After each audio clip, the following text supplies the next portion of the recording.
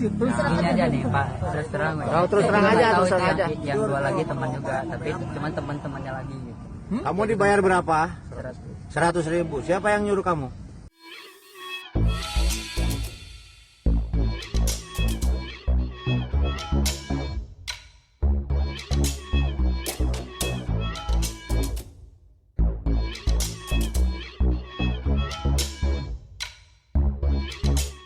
Tonton video ini sampai selesai agar Anda tidak gagal paham.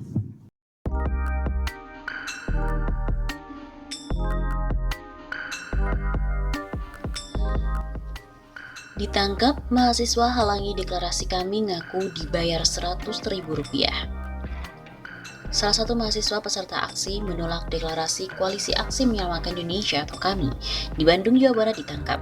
Dalam sebuah rekaman video yang beredar di media sosial, mahasiswa berambut gondrong itu mengaku dibayar Rp100.000. Ia bersama dua temannya diajak untuk melakukan aksi menolak deklarasi KAMI di Bandung pada hari Senin 7 September kemarin. Gini aja nih Pak, saya terus terang aja, yang dua lagi teman, tapi temannya teman. Ucapnya saat diinterogasi sejumlah orang. Kamu dibayar berapa?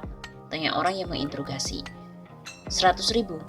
Jawab pemuda yang mengaku sebagai mahasiswa Universitas Islam Bandung atau Unisba itu. Ketika ditanya siapa yang menyuruh untuk menghalangi deklarasi kami, mahasiswa itu sempat mengaku tidak tahu.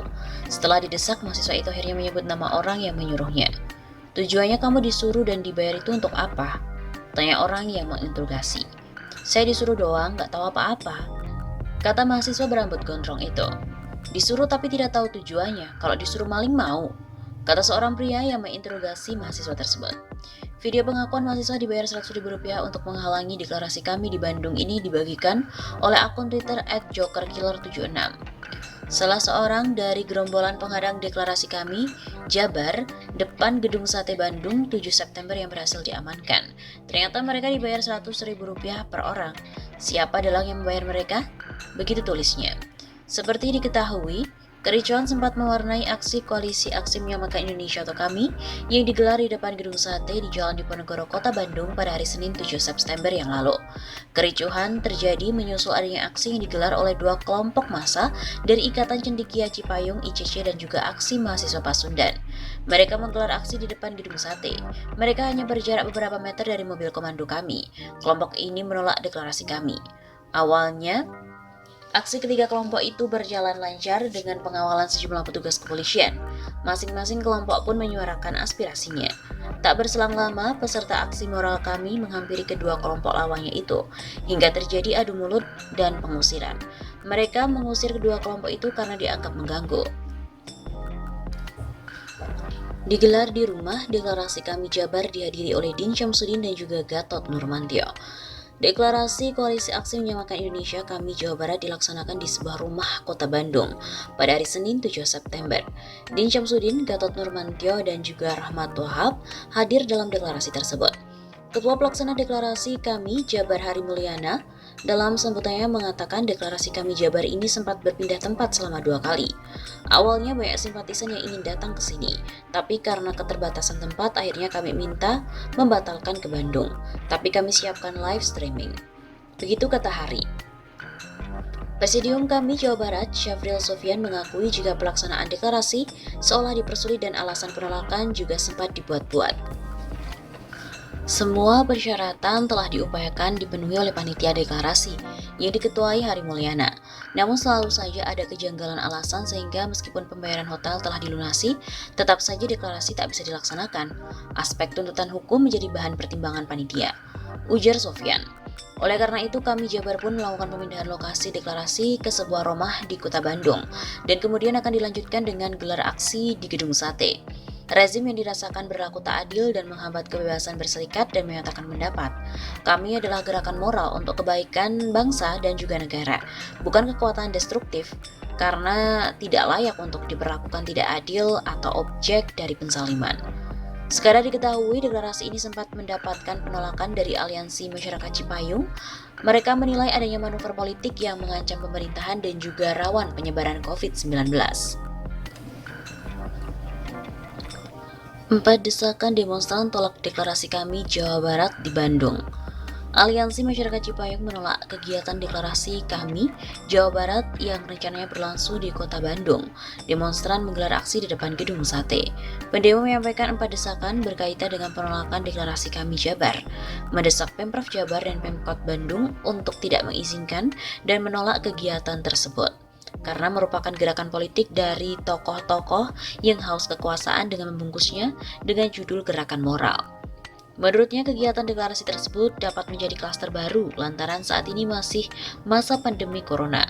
Sebab sambungnya kegiatan kami juga akan mengundang massa. Mendesak gugus tugas percepatan penanggulangan COVID, Prof. Jabar, dan Kota Bandung untuk ikut menolak kegiatan deklarasi kami di Kota Bandung. Demonstran juga meminta Polda Jabar dan Polrestabes Bandung untuk tegas tidak mengeluarkan izin kegiatan tersebut.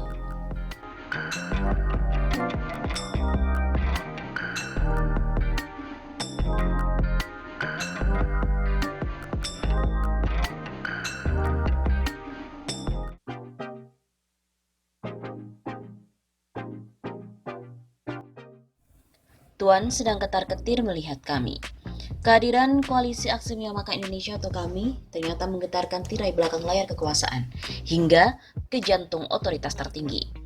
Sayangnya alih-alih bertindak sebagai the honor leader, malah memakai cara-cara film action, intrik-intrik politik yang terasa sudah usang. Kerahkan influencer dan tim buzzer, cangkokan model komuniser, dengan menebar meme dan narasi fitnah. Pembusukan adalah metode daur ulang sampah otak jahat, akibat minimnya daya intelektualitas dalam perspektif demokrasi dan kebangsaan. Siapapun pelaku aktor di balik layar penyerangan moral kontra demokrasi ini dipastikan adalah pihak yang tidak ingin Indonesia berubah menjadi benar dalam langkahnya, kecuali hanya sesuai dengan kehendaknya. Mereka memang masih mencoba mendemonstrasikan kekuatan supernya di bidang penguasaan ruang media publik, media sosial, atas politik dan hukum. Intimidasi secara halus maupun kasat mata. Twitter Din Syamsuddin kena hack. Juga situs Tempo.co juga sempat diretas oleh influencer gelap. Kelompok di balik layar ini sesungguhnya dapat diduga sama dengan pelindung pelaku RUU HIP. Modus politik represif kekuasaannya pun sangat menonjol. Dubes Palestina sampai harus membuat klarifikasi tertulis yang narasinya mengindikasikan adanya komunikasi yang bernuansa kepanikan, mencerminkan kemunduran diplomatikan dari demokrasi Indonesia di mata para diplomat dan pengamat negara asing. Pasalnya, kehadiran Dubes negara sahabat bukan sebagai deklarator, tapi undangan terhormat. Jadi para tuan-tuan yang ketar-ketir melihat kehadiran kami sudah terkena sindrom posesif di muka sebelum mempelajari lebih dahulu apa konten deklarasi dan maklumat kami itu. Kemungkinan analisis terdapat kegagalan besar dalam pengelolaan negara oleh tim pemerintahan Jokowi menjadi sangat menonjol bila dilihat dari cara mempertahankan kekuasaan yang tengah digenggam erat-erat itu. Daripada susah payah meminta bantuan tambahan influencer dan buzzer untuk mendestruktif kehadiran koalisi sadar bangsa bernama kami ini, lebih baik dana yang menurut ICW ini sebesar 90 miliar rupiah itu dan hasilnya hanya semakin memperburuk situasi persatuan dan kesatuan bangsa saja. Maka sebuah acara bertema solusi nasional dengan sejumlah panelis yang menghadirkan seluruh jajaran kabinet kerja tanpa kecuali berhadapan debat terbuka dengan tim dari kami. Barangkali cukup dengan 5 atau 3 nama, di antaranya tentu Din Syamsuddin, Rizal Ramli dan Rocky Gerung, juga Syahganda dan Refli Harun. Dan apapun hasil rangkuman panelis independen wajib dipublikasikan tanpa kecuali. Mungkin ini adalah cara terbaik dalam demokrasi Pancasila yang tengah menghadapi situasi tidak menentu akibat tata kelola berdasarkan selera dan bukan nalar logika. Jadi daripada sedemikian ketar-ketirnya tuan-tuan menyambut kehadiran kami dengan pola raga memalukan itu sehingga membuat makin tajam sinisme kepada kepemimpinan, lebih baik menyerah terhormat dalam ruang tukar pendapat terbuka langsung di mata publik. Bila penguasa yang sudah kehilangan kepercayaan besar rakyat itu semakin anjlok gak karuan di antara puluhan ribu meme satir kiriman rakyat dari mereka yang jujur, non-buzzer, non-influencer itu, maka tidak tertutup ketar-ketirnya tuan akan berubah menjadi kegetiran teramat pahit meski masih ada kuasa. Seperti diketahui bahwa deklarasi kami diikuti di berbagai wilayah di Indonesia maupun di luar negeri. Sejumlah tokoh yang hadir dalam deklarasi Koalisi Aksi Menyelamatkan Indonesia atau KAMI di Tugu Proklamasi Jakarta, yang salah satu deklaratornya adalah Din Syamsuddin, menyebut bahwa deklarasi tersebut digelar di berbagai daerah dan luar negeri.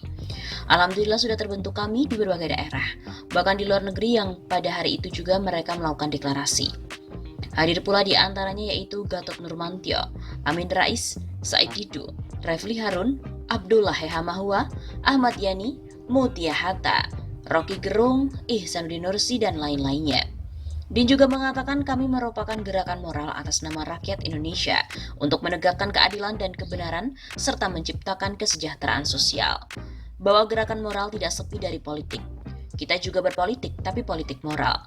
Tetapi politik berbasis nilai moral, maka oleh karena itu bergabung, marilah dan saudaraku semuanya. Ucap Din.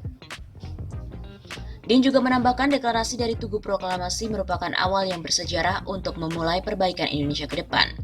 Tunggulah komando pesan dari kami bertiga ditunjuk Presidium Gatot Nurmantio, Rahmat Wahab, Ketum Komite Hitah NU 1926 dan saya sendiri sebagai rakyat Indonesia. Kebetulan pernah memimpin Muhammadiyah. Kami bertiga sebagai presidium dengan dukungan 150 deklarator yang merupakan anggota Dewan Deklarator kami. Kita akan mulai bergerak. Begitu katanya.